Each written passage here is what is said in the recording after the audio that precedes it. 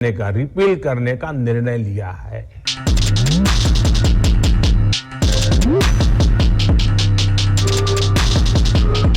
क्योंकि आज किसान दिवस के रूप में किसानों को जश्न मनाना चाहिए।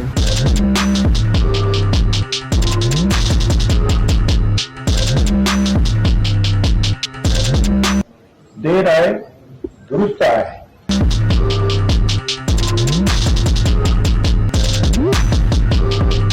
आम जनता को ज्यादा उत्साहित होने की जरूरत नहीं, अभी लाडू और मिठाई बांटने की जरूरत नहीं, ये संघर्ष अभी जारी रहेगा।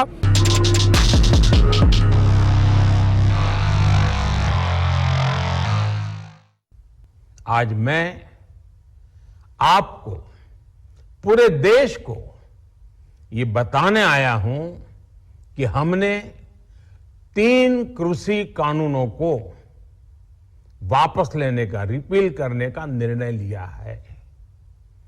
इस महीने के अंत में शुरू होने जा रहे संसद सत्र में, इसी महीने में हम तीनों कृषि कानूनों को रिपील करने की संवैधानिक प्रक्रिया को पूरा कर देंगे। मुझे दुख है कि इन कानूनों का लाभ हम देश के कुछ किसानों को समझाने में सफल नहीं हो पाए। मैं इस अवसर पर उन लोगों को भी धन्यवाद देना चाहता हूं जिन्होंने हमारे साथ मिलकर, कृषि अर्थशास्त्रियों ने, वैज्ञानिकों ने, किसान संगठनों ने इन लाभों को समझाने की कोशिश की। मैं निश्चित रूप से उनका बहुत आभारी हूं। प्रधानमंत्री जी ने लगातार इस बात की कोशिश की थी कि इन सुधारों के बाद देश के कृषि क्षेत्र में बदलाव आए, लेकिन कुछ ऐसी परिस्थितियां बनी जिसके कारण कुछ किसानों को इन कानूनों में आपत्ति दिखाई देती थी। यद्यपि तर्क के साथ हम लोगों ने चर्चा का रास्ता अपनाया, उनको समझाने की कोशिश की, लेकिन फिर भी हम सफल नहीं हुए। इसलिए प्रधानमंत्री जी ने आज गुरु नानक देव जी के प्रकाश पर्व के अवसर पर इन तीनों कानूनों को रद्द करने, रिपील करने का जो निर्णय किया है वह निश्चित रूप से स्वागत योग्य है। आम जनता को ज्यादा उत्साहित होने की जरूरत नहीं, अभी लाडू और मिठाई बांटने की जरूरत नहीं, ये संघर्ष अभी जारी रहेगा। और अभी कानून वापसी जब तक भारत सरकार पार्लियामेंट में नहीं लेकर आएगी, जब तक देश का किसान मानने वाला नहीं है, देश की महिलाएं मानने वाली नहीं है, देश का जो मजदूर है, आदिवासी है, वो मानने वाला नहीं है। जो सरकार है उसके ही नेताओं ने किसानों को क्या क्या नहीं बोला। आंदोलनजीवी, गुंडे, आतंकवादी, देशद्रोही, ये सब किसने कहा? जब ये सब कह रहे थे तो क्या हुआ? प्रधानमंत्री जी चुप क्यों थे? बल्कि उन्होंने आंदोलनजीवी शब्द बोला। आज आप आकर कह रहे हैं कि ये कानून आप रिपील करेंगे, तो हम कैसे भरोसा करें? हम आपकी नियत पे कैसे भरोसा करें? मैं ये भी कहना चाहती हूँ कि मुझे खुशी है कि जितने भी विपक्ष के दल हैं, सब ने पूरी तरह से समर्थन किया इस आंदोलन का, और किसान डटे रहे।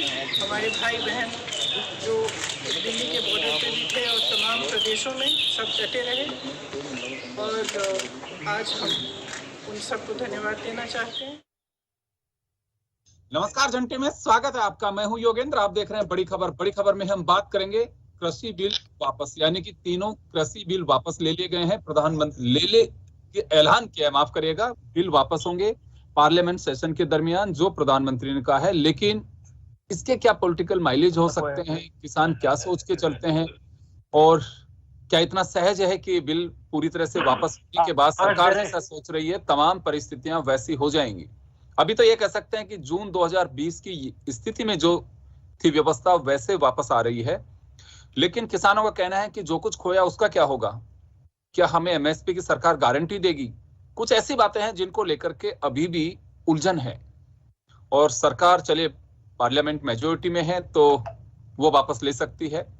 खैर चलिए, लेकिन हमारे साथ इस वक्त ओम सैनी साहब, वरिष्ठ पत्रकार और समीक्षक जुड़े हुए हैं। हमारे साथ अरुण मिश्रा लखनऊ से हमारे साथी जुड़े हुए हैं, और अर्चना शर्मा जी वरिष्ठ पत्रकार हमारे साथ जुड़ी हुई और किसान नेता जो लंबे समय से बॉर्डर पे इस बिल के लिए संघर्ष कर रहे थे, एक्स एमएलए हैं। नरेश शर्मा जी हमारे साथ गुरुग्राम से जुड़े हैं, सभी का स्वागत है। मैं नरेश जी आपके पास आना चाहूंगा एक बार। कुछ आप लोगों की बात हुई है कि तीनों कृषि बिल विड्रॉ करने का ऐलान कर चुके हैं प्रधानमंत्री, अब आगे की क्या भूमिका होगी? बॉर्डर खाली होंगे? देखिए, बॉर्डर खाली जब होंगे, पहले एमएसपी की गारंटी बलिदान दिया, उनके परिवारों को मुआवजा राशि प्रबंधन किया जाए, कम से कम 1-1 करोड़ रुपए का।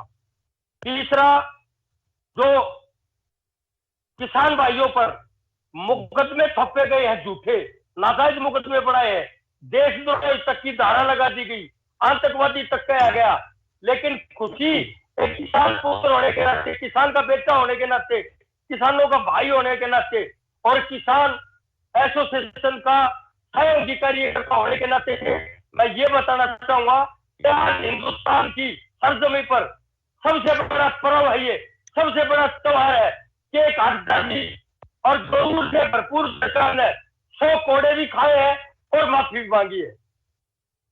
चलिए, मैं एक बात कहना चाहूंगा कि मैं नरेश जी हमारे साथ जुड़े हैं। नरेश जी इस वक्त डेंगू से पीड़ित हैं और बॉर्डर से घर पे कुछ दिन से रेस्ट कर रहे हैं। हमने कहा भी था कि आपकी तबीयत ठीक नहीं तो आप मत जुड़िए, कि कहा कि नहीं बिल्कुल मैं ही जुड़ूंगा। तो चलिए, आप का जोश है वो मुझे दिखाई दे रहा है नरेश जी, लेकिन आप सेहत का भी ख्याल रखें। मैं वापस आऊंगा आपके पास में। मैं ओम सैनी साहब के पास में जाना चाहूंगा।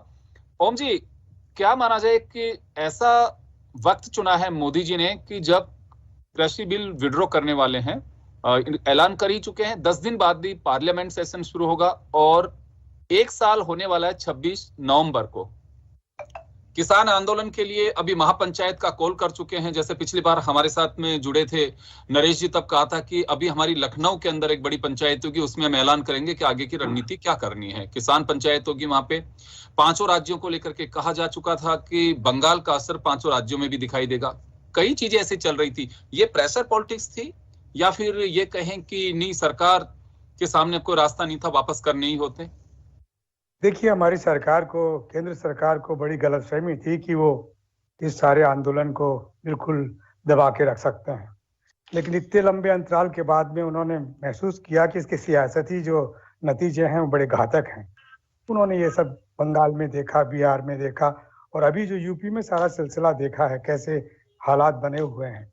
तो इसमें समझदारी इसी में होती है कि आप किसी तरीके से अपने सत्ता को बरकरार रखें, अपने लोगों को जोड़ के रखें और उसको बड़े तरीके से वापस ले लें। तो ये जो किया है, रिपील करने की बात जो कही है, या तो अपने आप में देखिए आप 20 जून से लेकर के और अब तक का जो सारा डेवलपमेंट है, जिस तरह के किसानों पे जो कुछ कहा गया, आनंद आंदोलन जीवी, परजीवी, राष्ट्रद्रोही, देशद्रोही, यही कृषि मंत्री बोलते रहे, यही गृह मंत्री बोलते रहे, यही प्रधानमंत्री खामोश रहे, लेकिन ये सब बोलते रहे। तो उसके बाद में जो वापस लेने का सिलसिला बनता है, इसका मतलब ये है कि सरकार निश्चित रूप से अपने घुटनों पे आ गई और उनको स्वीकार करना पड़ रहा है, क्योंकि पार्लियामेंट्री सिस्टम में आप अध्यादेशों के माध्यम से जब राजनीति करने लगते हैं और बहुमत से जब आप चीजों को स्वीकार करवाने के लिए बाध्य कर देते हैं और उसके बाद में जब आप रिपील की बात करते हैं, तो ये मेहरबानी नहीं है। ये अमरिंदर सिंह चाहे भले ही से कहते रहे कि हम बड़े आभारी हैं और किसानों की बातें मान ली और किसान स्वागत करें, साथ साथ में नाराजगी होगी। निश्चित रूप से ये सरकार इस बात से आतंकित हो गई कि हमने सत्याग्रह के जो रास्ता था, उस सत्याग्रह के रास्ते को स्वीकार नहीं किया। लोगों ने जो अपनी बात कहने का सिलसिला किसानों ने किया, उसको जिस तरीके से स्वीकार करना चाहिए था वो नहीं किया। लगातार कहते रहे एक टेलीफोन की दूरी पर हूं मैं तो खट से आ जाऊंगा, वो सब नहीं हुआ। अंततः आज जब यूपी में सारा दृश्य देख रहे हैं, पंजाब में सारा दृश्य देख रहे हैं, तो उनको लगा कि इसको वापस लेने की बात होनी चाहिए। और अभी भी जिन शब्दों के साथ में वापस लेने की बात प्रधानमंत्री कह रहे हैं, वो एक एक शब्द रचा हुआ है, उसके अपने अर्थ हैं। उस अर्थ में भी ये लगे कि जैसे हमारी हार नहीं हुई है, हम ये सद्भाव के साथ में वो कर लेंगे। सद्भाव में तो 600 जाने चली गई, 600 लोग मर चुके हैं जिनके बारे में सारी शिकायतें दर्ज हो रही है, और ये जून से ही आंदोलन चल रहा है, सारा सब कुछ है। तो ऐसी स्थिति में इसके सियासती कॉन्सिक्वेंसेस तो होंगे, और इसीलिए मुझे लगता है कि आज गुरु नानक के इस पर्व पर जिस तरीके से बात कही है, उससे पंजाब के किसानों को आकर्षित करने का बेहतर तरीका समझा है, लेकिन मुझे नहीं लगता है कि इसका कोई लाभ होने वाला है, क्योंकि अभी बहुत कुछ बाकी है। चलिए मैं वापस लौटूंगा सर आपके पास में। मैं अर्चना जी के पास जाना चाहूंगा। अर्चना जी, क्या लगता है आपको कि इस बिल के पीछे कोई लाभ हानि का मंसूबे रहे, या फिर अब लाभ हानि में इसे तोला जाएगा, या फिर ये कहें कि एक बीते हुए कल को भूल करके और आगे बढ़ना चाहिए? क्या माना जाए, इसे कैसे देखा जाए? अब सर एक गाना है, ये पब्लिक है, ये सब जानती है। पिछले 1 साल से जो चल रहा था, आई थिंक पूरा जो स्क्रिप्ट चल रही थी वो हर कोई देख रहा था। हम लोग कोई भी अभिज्ञ नहीं है। जिस तरह से हाईवेज जाम थे, जिस तरह से लोगों को भी देखो, काफी जो आम जनता थी उनको भी तकलीफ हो रही थी, किसान को भी देखा हम लोगों ने सर्दी में, बारिश में, गर्मी में वहां पर बैठे हुए। तो ये दोनों ही चेहरे यानी पब्लिक ने देखे हैं।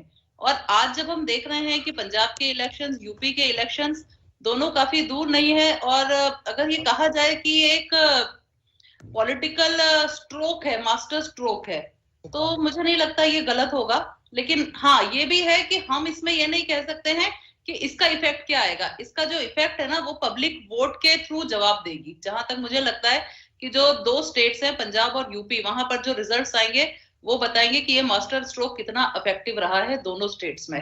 बिल्कुल यही देखने वाली बात होगी। 2 चीजें और होंगी यहाँ पे कि एनडीए से कुछ लोग किसान आंदोलन के चलते हट गए थे, जैसे अकाली हट गए थे, आरएलपी राजस्थान की बात करें। हाँ, तो सबसे बड़ी बात जो ये है कि क्योंकि केंद्रीय जो कैबिनेट है उसके अंदर उनका कंट्रीब्यूशन भी था, उनकी भागीदारी भी थी। जो मिसेस कौर थी है वो उसमें कैबिनेट मिनिस्टर भी रही। उन्होंने इसी के चलते उन्होंने विड्रॉ किया कि नहीं, मैं इससे रिजाइन किया उन्होंने। तो क्या लगता है आपको कि ये वापसी हो पाएगी? क्योंकि 2 बातें यहाँ पे कि देखिए, जिस दौर में 80s में जो परिस्थितियां पंजाब की बनी हुई थी, उसे देखते हुए लालकृष्ण आडवाणी और प्रकाश सिंह बादल का गठजोड़ था, ये नई पीढ़ी का नहीं था, उन दोनों का था, ताकि और उसके पीछे विजन था पंजाब की सेफ्टी। निश्चित रूप से कोई ऐसा लालच नहीं था उनका। 7 से 8% वोटिंग को जो ये कहें कि शेयर रहा है बीजेपी का, लेकिन अकालियों के साथ मिलकर के 35% तक भी गया, दोनों का सरकार भी बनी है। कि ये वापसी हो पाएगी या फिर अमरिंदर सिंह की तरफ सॉफ्ट कॉर्नर होगा? अमरिंदर सिंह के साथ में अकाली जाना बहुत मुश्किल है। हालांकि भविष्य की चर्चा है, लेकिन अभी एक बार इस प्लेटफॉर्म पे करना लाजमी होगा। जी, अभी तो सर जो सारा सियासी गणित जो दिख रहा है वो अमरिंदर के आसपास घूमता दिख रहा है। क्योंकि जिस तरह से कांग्रेस में उथल पुथल हुई, जिस तरह से अमरिंदर अलग हुए, जिस तरह से आज भी सिद्धू की घमासान वहां पर मची हुई है, तो ये सब देखते हुए लग रहा है। और अमरिंदर ने जिस तरह से बीजेपी के सीनियर लीडर से वार्ता भी हुई है उनका, और मीटिंग भी हुई है, और उसके बाद उन्होंने खुद ने अपनी पार्टी का जो अनाउंसमेंट किया, तो जो समीकरण नए बनते दिख रहे हैं वो इस तरह से लग रहा है कि अमरिंदर और बीजेपी की कुछ तालमेल हो सकती है। और आगे किस तरह से ये लोग किस दिशा और दशा में जाएं वो देखना पड़ेगा। अकाली किस तरह से रिएक्ट करता है वो अभी नहीं बोल सकते हैं।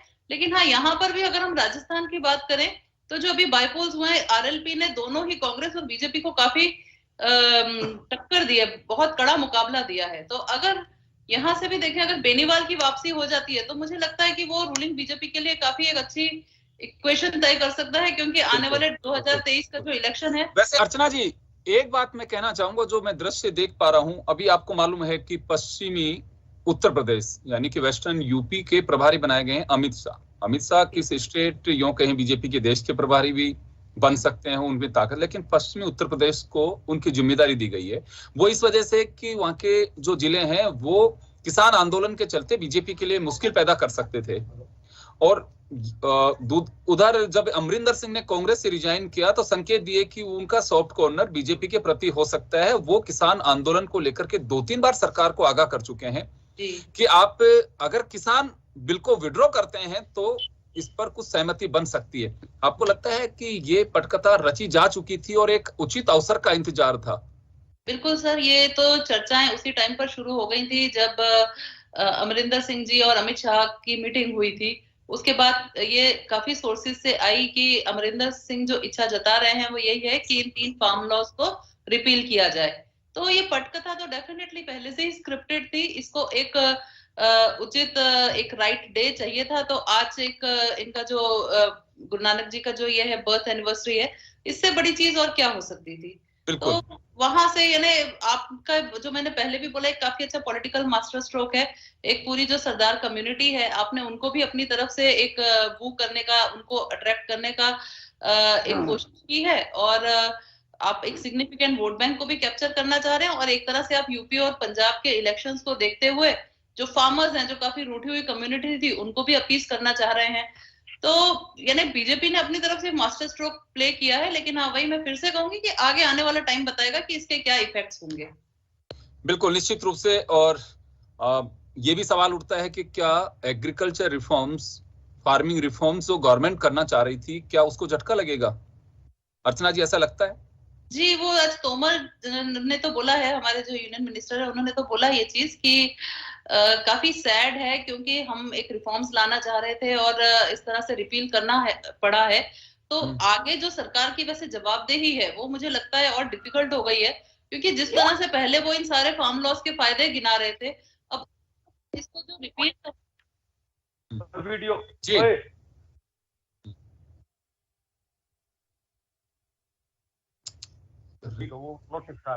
जी, अर्चना जी कंटिन्यू करिए आप।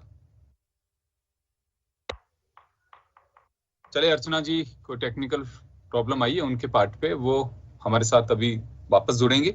मैं नरेश जी के पास में जाना चाहूंगा एक बार। नरेश जी, अब कोई जल्दी में कोई बैठक होगी आप लोगों की, या फिर आप चलिए घर से सब कुछ देख रहे हैं, तो अभी कोई चर्चा है अब कि हाँ अभी हम यहाँ पे बैठ के तय करेंगे? शायद 200 लोगों की आपकी एक समन्वय समिति बनी हुई है, वो डिसाइड करेगी। बीच में ये भी चर्चा थी कि चडुनी और जो मिस्टर टिकैत हैं, उनके बीच डिफरेंसेस हो गए। तो ये सब चीजें रूमर है कि सच्चाई है कि किसान खुद भी बिखरने लग गए थे, और एक ऐसा अवसर था, किसान भी बिल्कुल आंदोलन को लेके ये परेशान थे कि जल्दी से जल्दी खत्म होना चाहिए। एक चर्चाएं ये भी हैं बाजार में।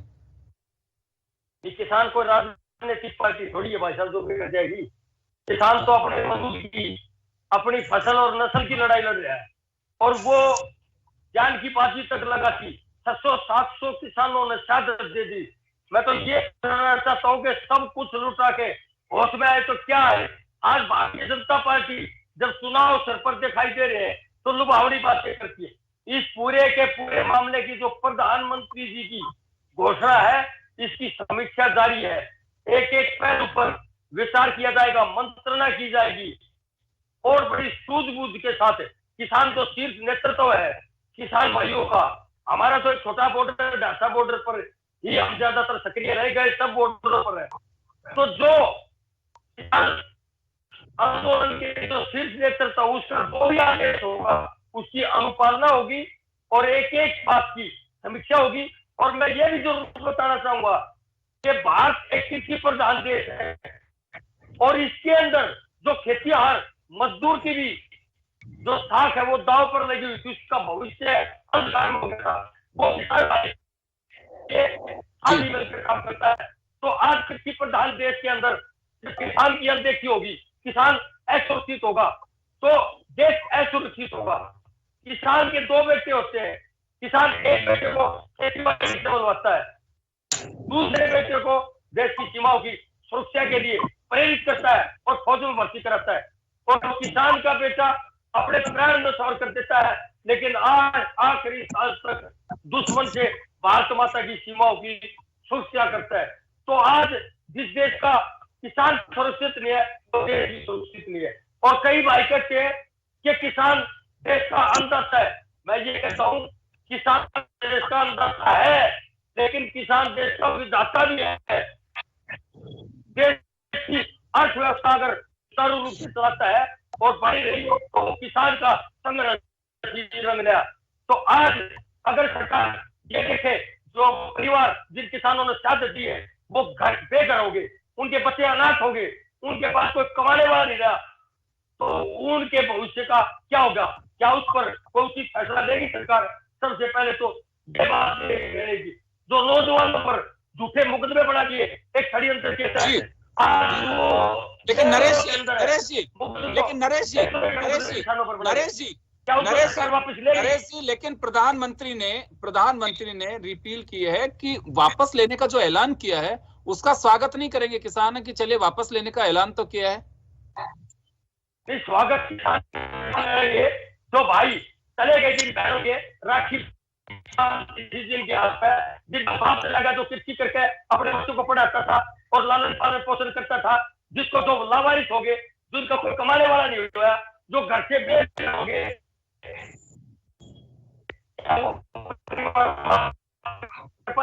चलिए बिल्कुल वापस लौटूंगा आपके पास, उनके भविष्य का क्या होगा?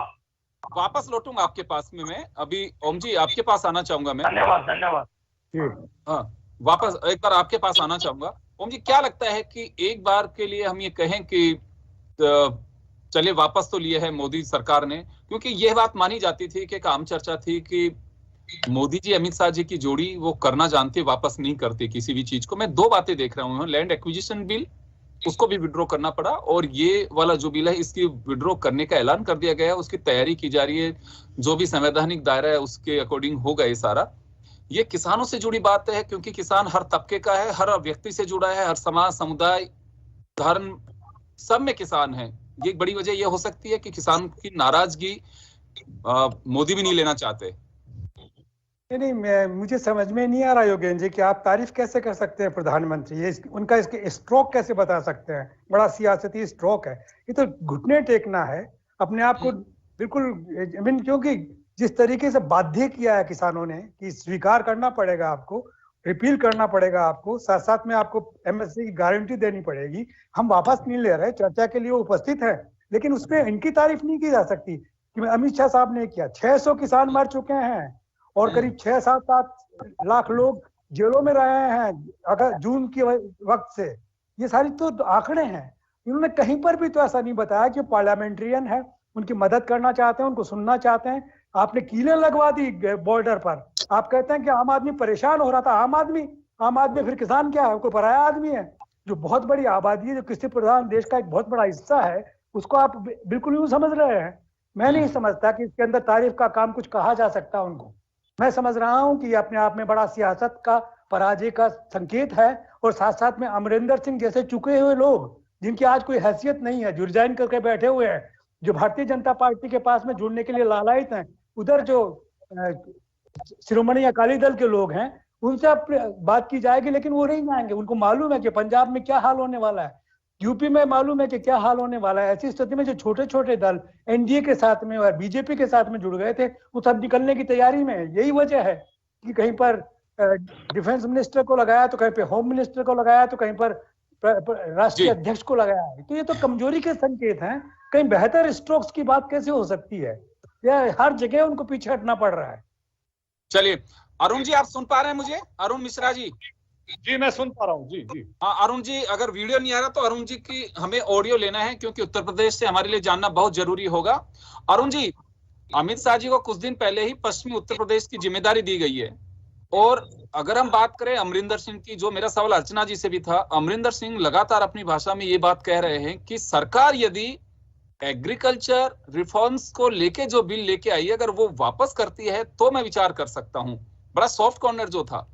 क्या लगता है आपको कि ये ऐलान करने के बाद और चुनाव से पहले सारी चीजें हो ही जाएंगी, जैसे मोदी जी ने अपना खाका बताया सारा, तो क्या असर होगा उत्तर प्रदेश की राजनीति पर इसका? क्योंकि पश्चिमी उत्तर प्रदेश को लेकर के सरकार और बीजेपी बड़ी उहापोह की स्थिति में थी। योगेंद्र जी, इसको ये आप कह सकते हैं कि समय अंतराल बहुत कम बचा है।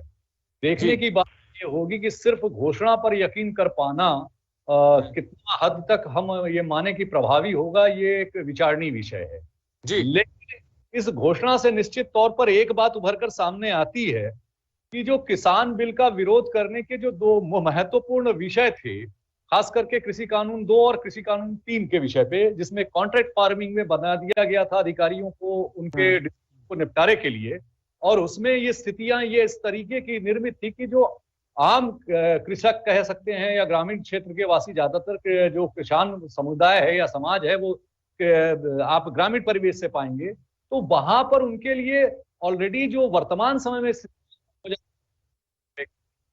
को लेकर ये बात बड़ी आसानी से लोगों तक पहुंचने की स्थिति होती है कॉन्ट्रैक्ट फार्मिंग कंडीशंस में, कि अगर किसी कॉन्ट्रैक्ट फार्मिंग में कोई किसान दे भी देता है तो वो एक छोटा किसान जो कि कई किसानों को मिला के वो ले लेगा, तो उस स्थिति में जो विवाद होंगे उसके निपटारे को लेकर के किस तरीके से निर्णय होंगे। तो एक विषय वो भी था जिसको लेकर के किसान तक बात आसानी से पहुंची। दूसरा विषय खास करके जो सबसे ज्यादा चिंता का विषय था, न सिर्फ किसानों के लिए अपितु जो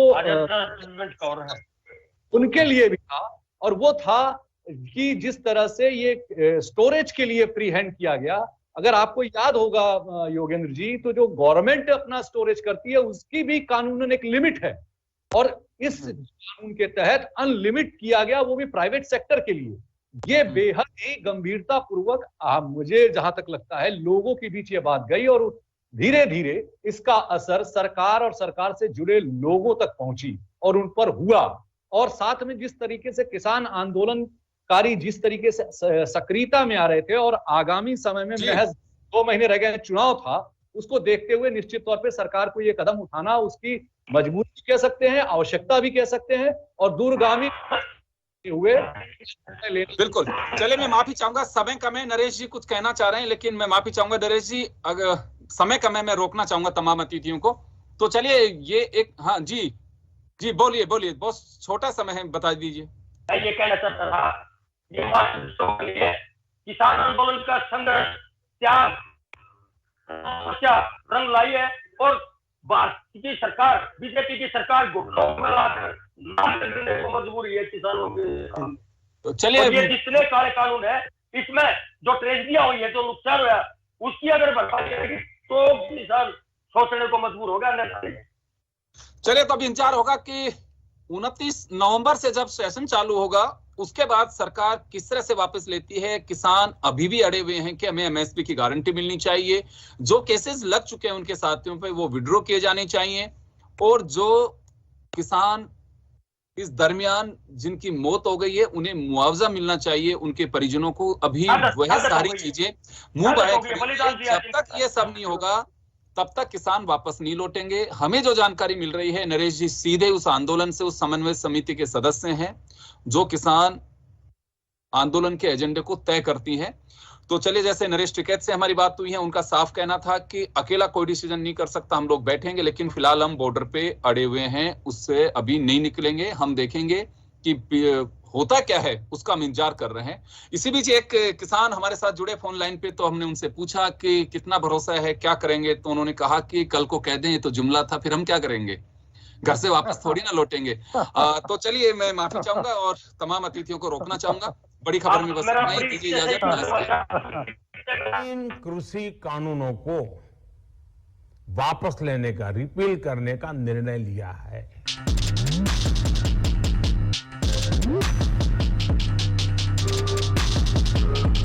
क्योंकि आज किसान दिवस के रूप में किसानों को जश्न मनाना चाहिए।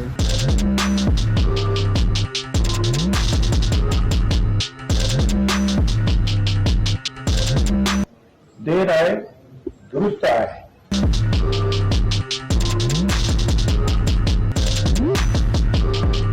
आम जनता को ज्यादा उत्साहित होने की जरूरत नहीं, अभी लाडू और मिठाई बांटने की जरूरत नहीं, ये संघर्ष अभी जारी रहेगा। जन टीवी की लेटेस्ट अपडेट पाने के लिए हमारे चैनल को जरूर सब्सक्राइब करें और नोटिफिकेशन पाने के लिए बेल आइकॉन दबाएं।